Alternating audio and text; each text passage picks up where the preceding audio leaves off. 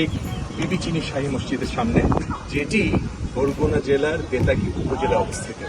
কথিত আছে 1659 খ্রিস্টাব্দে দিল্লির সম্রাট শাহজাহানের শাসনামলে সুদূর পারস্য থেকে আধ্যাত্মিক সাধক শাহ নিয়ামতুল্লাহ ইসলাম প্রচারের উদ্দেশ্যে দিল্লিতে আসেন এবং পরবর্তীতে মুঘল সম্রাট শাহজাহানের পুত্র বঙ্গদেশের সুবাদার শাহ সুজা তার শিষ্যদের গ্রহণ করেন এবং শাহ নিয়ামতুল্লাহ কয়েকজন শিষ্যকে নিয়ে বজরায় চড়ে ইসলাম প্রচারে এই ঘাটি নদীতে প্রবেশ করেন।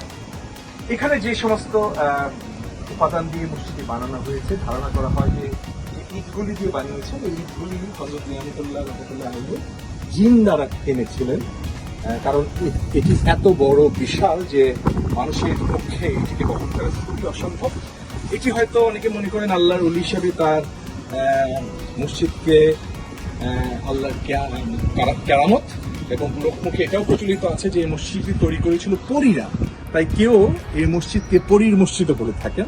যাই হোক, প্রতিদিন ইবাদত বন্দেগী করতে প্রচুর ধর্মপ্রাণ মুসলমান এখানে সমাগত হন, তারা ধর্ম প্রচার করেন এবং যে আর্কিটেকচারাল যে স্ট্রাকচার সেটা দেখে মনে হচ্ছে যে এটা আসলে মুঘল আমলেরও আগে সুলতানি আমলে এর স্ট্রাকচারটা করা হয়েছিল, কারণ উপরে একটা এক গম্বুজ বিশিষ্ট মসজিদ আমি দেখতে পাচ্ছি, কিন্তু কোনো ধরনের গম্বুজ আসলে না। যাই হোক, যারা বেতাগী বেড়াতে আসবেন, বরিশালে বেড়াতে আসবেন, বরগুনা বেড়াতে আসবেন, তারা একবার হলেও এই মসজিদটি, সুন্দর কারুকার্যের মসজিদটি দেখে যেতে পারেন।